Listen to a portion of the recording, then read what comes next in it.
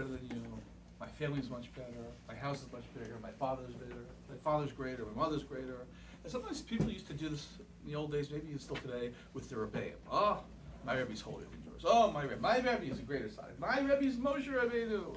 So, a little story about two such Hasidic boys in the old days in Europe, who one was like talking about the godless, his Rebbe is so holy, he's such a kadosh, and of course the other one's became a skeptic. Yeah, he's not so great. So I was like, my Rebbe, he's so holy, he fasts. He fasts every single Monday and Thursday. He doesn't eat. He used to do this. People used to take voluntary fast days upon themselves. That's Monday and Thursday, especially Yom Adin, the Yemei Ratzon. So says, my Rebbe, he fasts every Monday and Thursday. The other one says, that's nonsense. That's just sheker. I saw your Rebbe last Monday, lunchtime, eating a sandwich. So the first one seems a little stunned for a second. He says, oh, not a kasha. You understand? It just shows, shows the guy, my Rebbe is such an odav. He's so humble. He only eats to hide the fact that he's fasting. A little chumash there. Voluntary fasting. There are still people today, I don't know, fasting every Monday and Thursday is probably not so typical today. There are people who fast Erev Yom Kippur, Erev Rosh Chodesh, Yom Kippur Katan. But the idea of like independently taking on fast, something new, is not something that's typically done. But the Gemara speaks about it frequently. They're halachos. There's not just public communal fast days that everybody is required to. We know these are on the calendar, Yom Kippur, Tisha B'Av, the other tzomos. There's also, for those who learn Maseches Tanis, there's also the days when Klal Yisrael has to fast because of sorrows, tragedies, difficult things that are threatening the community. Lack of rain in Eretz Yisrael is a big primary one. But voluntary fasting, people who take on fasts for tshuva purposes, because they want to grow, they want to elevate themselves, or because they want to deny themselves the gashmius, the physical things of this world. The Gemara in Tanis, Yud Aleph Amud Aleph. Amar Shmuel is the opinion, Kol hayoshiv b'tanis nikra chote. Somebody who goes ahead and sits fasting is called a sinner. Obviously doesn't mean somebody who fasts on a mandatory fast day. Doesn't mean somebody who fasts when there's a drought in Eretz Yisrael. It means somebody who takes upon themselves to fast when they don't have to is a sinner. It's not righteous, not a good thing to do. What's his raya? What's his proof? He brings a proof from this week's Parsha. The Nazir.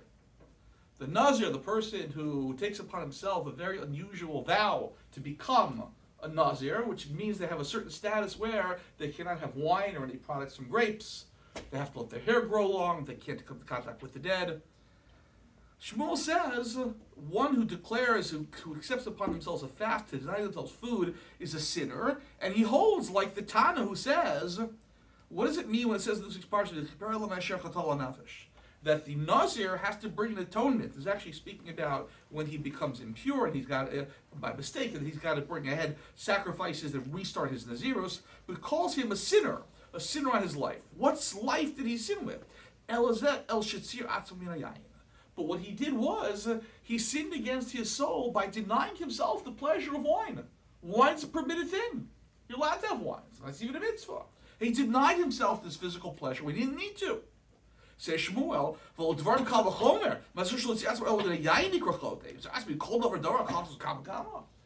so if somebody who just denies himself one basic pleasure of wine is called a sinner, certainly someone who denies himself all food, even for a day, is a sinner. That's the opinion of Shmuel. Or Belazar, Omer. Belazar says it's not so typical you find such a thing. Shmuel says a person who takes fast like that is a sinner. And what does Belazar say? He doesn't say he's not a sinner. He says Nikra Kadosh. He's holy. Not so typical you have such a thing. You know, mutter, asr, like how often do you have asr, mitzvah? It's Kadosh. He's holy. And he brings a raya, proof, from the same mitzvah, Nazir. It says by Nazir, Kadosh yeh, Gadol Parasar Rosho. He's holy, growing his hair long. The Nazir's a holy person. And this person, he uses the same logic. And he's only withholding himself from a couple things like wine. B'davar achad, he's still Kadosh. How much even more so someone who denies himself all food, all physical things, they can deny themselves. Gashmi is totally, certainly is considered kadosh. Certainly is considered holy. The Gemara goes on, how Rabbi Elazar and Shmuel, each one gives the answer to the other one. How do you understand? Yeah, it says kadosh. How do you say the Nazir not being kadosh? It says he's a chodeh. How do you say he's not a chodeh? Back and forth and back and forth. But the basic idea, persons denying themselves, we're not talking about something which is forbidden. Forbidden pleasures, everyone should stay away from. We're also not talking about things that you're obligated to enjoy from this world. We're talking about things that are optional.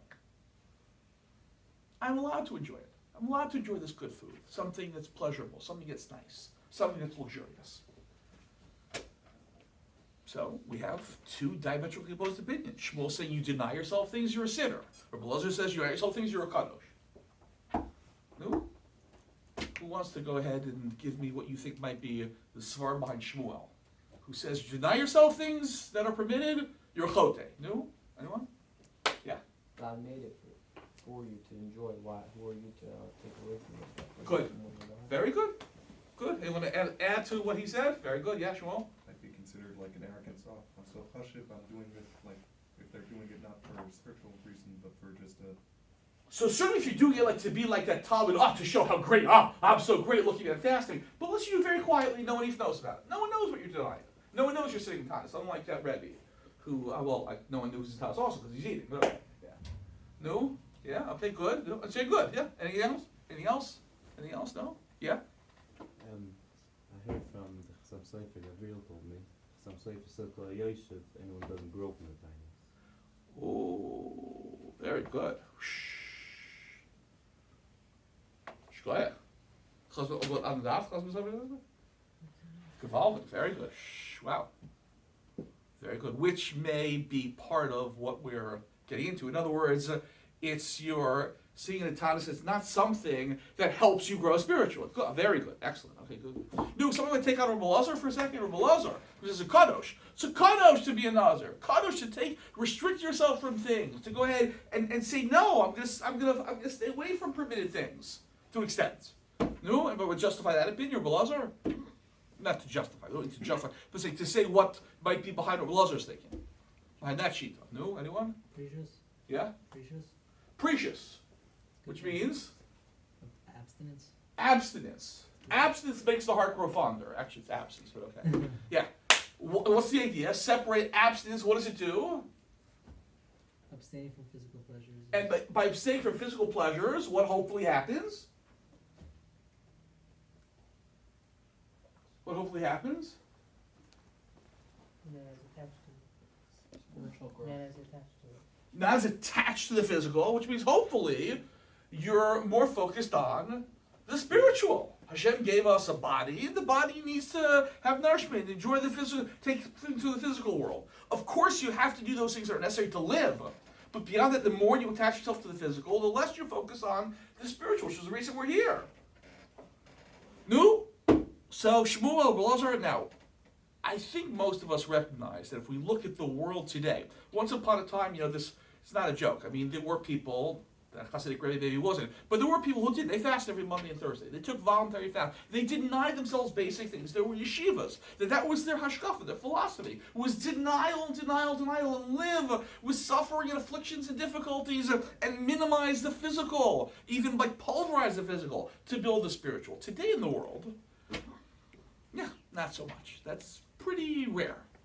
Typically, we do not take on voluntary fast. And by the way, the Gemara, at the end of this piece of Gemara, in the Alpha Bays, we have the opinion of Rish Lakish, which is pretty authoritative, that a Talmud Chacham, a Torah scholar, should not accept voluntary fast, because then it's going to be, as you mentioned, Yoshev Batanis, you're not going to grow for it. A Talmud Chacham who fasts, unless they're very unusual, that's going to weaken their learning. I don't know about you guys, but it's a fast day.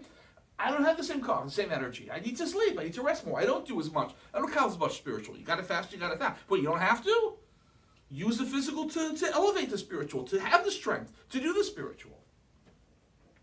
So today, it's true. There's much less of this minimizing the physical and denying and fasting and negating those things, right?